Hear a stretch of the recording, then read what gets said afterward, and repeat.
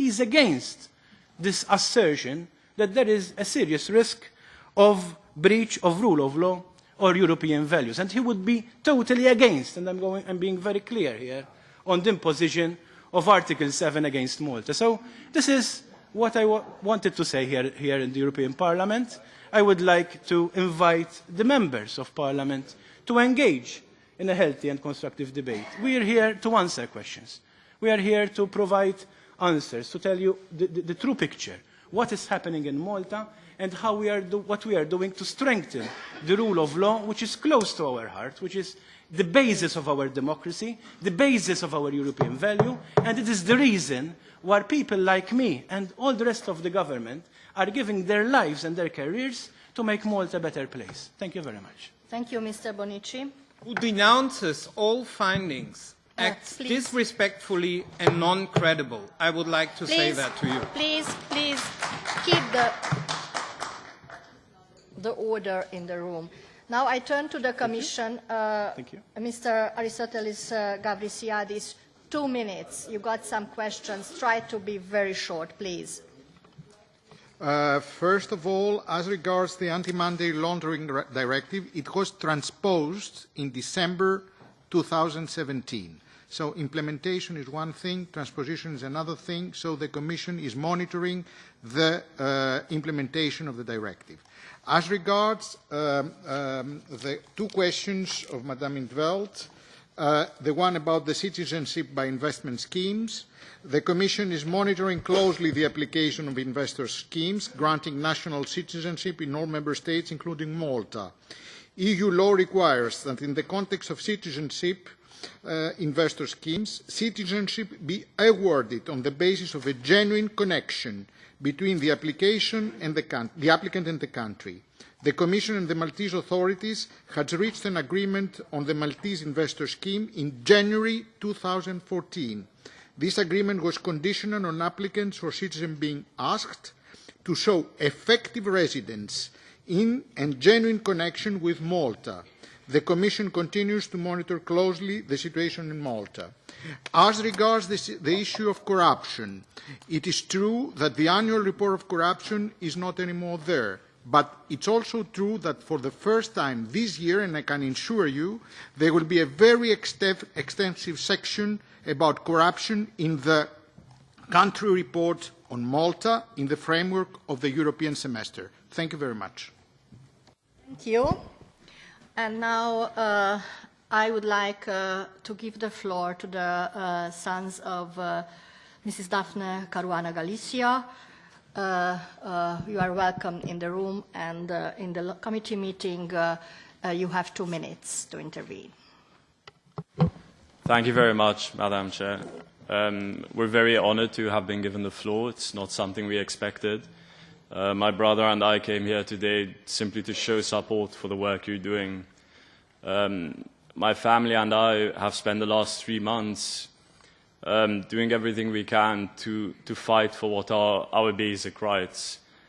We filed a constitutional case in the Maltese court to have an independent police investigation. That's being fought by the government. But for us, it's also more than about our mother's murder investigation. That's the most urgent aspect, because our fear, our daily fear, is that every day that passes, the harder and harder it would be to find the people who actually commissioned this crime. The more time passes, the more evidence could disappear. The person leading the police investigation is someone our mother investigated.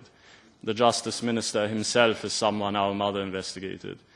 It's very hard for us to have trust in the institutions of our country when the people our mother was investigating for extremely serious crimes remain in positions of power with influence over ongoing police investigations.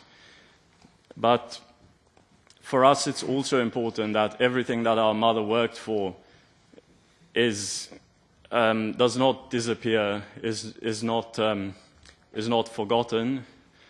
And the work that you do in the European Parliament is something that makes the load on our shoulders so much lighter.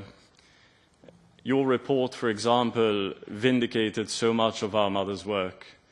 everything that you spent the last 5 years writing about, almost everything is there on black and white in your report.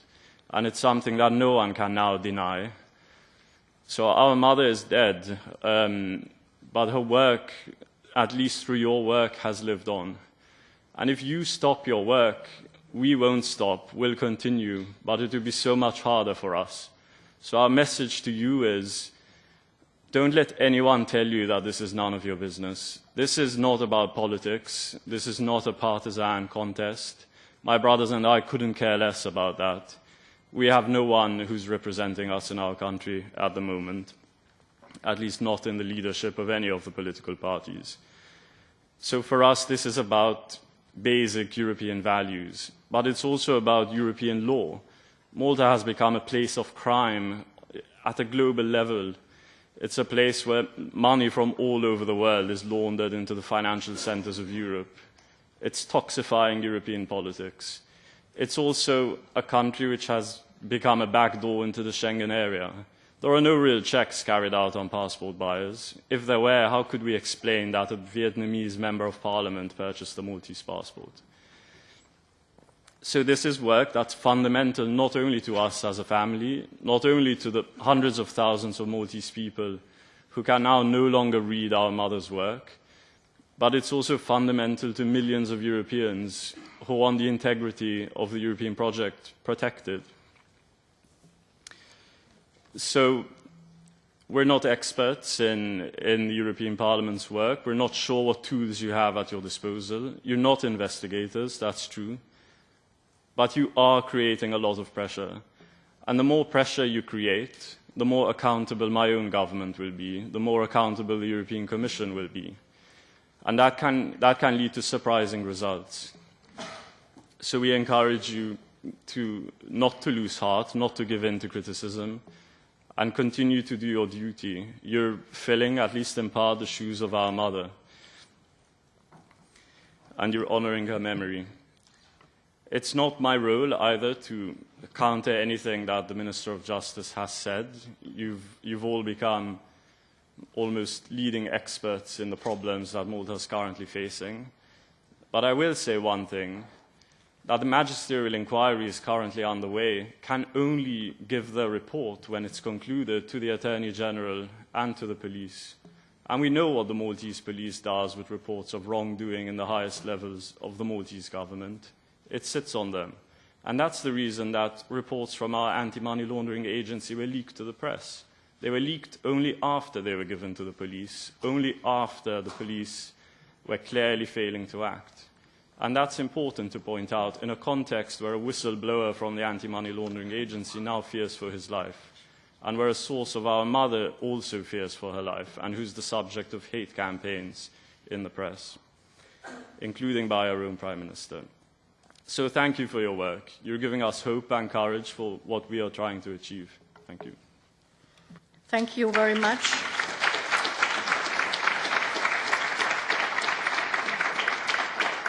Thank you. Our thoughts and prayers are with you and your family, you have to know.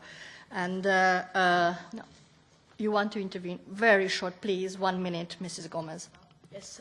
Just to say that the report was a collective work of the members of the mission. Then to take note of the availability of Minister Bonici to continue and to go through all the questions that were raised here and that were not raised but need to be clarified. So definitely we want to continue. This was also what came out of the comments made by all members. We expect to have Mr. Timmermans meeting the mission soon. We have also sent a report to the ECB and to the European Banking Authority for their action, namely in the framework of the recommendations we make. We have asked Chief Justice Camilleri to come to Brussels to meet with, follow up with the members. We have asked documentation from German BKH, which was shared with the authorities of Malta, to also be shared with us. We have asked Pilatus Bank owner to come to us, and I am suggesting that in view of the discussion we had and the role played by this company, Henley and Partners, which has a legal status within the EU, who is lobbying as a lobbyist now, we call them as well to come. definitely we're going to continue. I just would like to also note that the only fact that of the 10 that I stated that was disputed by Minister Bonici was the fact that Anti-Money Laundering Directive 4 was now being implemented. Yes, apparently, according to what the Commission also referred, but that occurred after our visit. Our visit took place on the 31st of November and 1st of December. And I'm glad that this has been now notified to us. It's really important. Thank you. Thank you, Mrs. Gomez. Thank you for all of you colleagues. Thank you, Minister. And thank you for your understanding that we had to fit in this very short time frame. I won't give now the floor to anybody else. Please, we are anyway 15 minutes late from the next point on the agenda. But thank you very much for our understanding and cooperation in this. And I give you few 1 minute to leave the room. Everybody who wishes to leave the room, please do so until I ask our guests, Mr. Gosdell and Mrs. Langback, to take their seat here at the table. I welcome you. Sure. Virginia.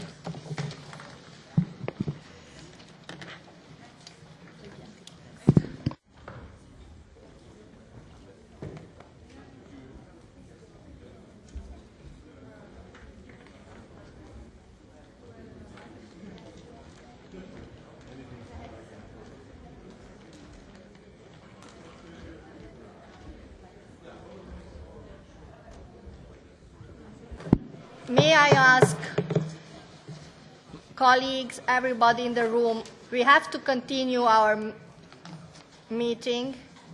Please leave the room, continue outside the meeting room. It's difficult.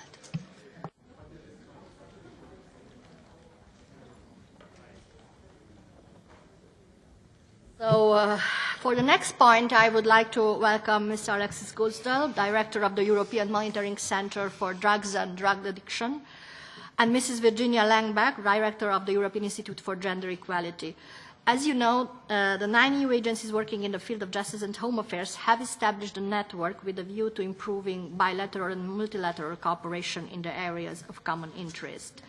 The 2017 annual report on the activities of the network was released last December. And since EM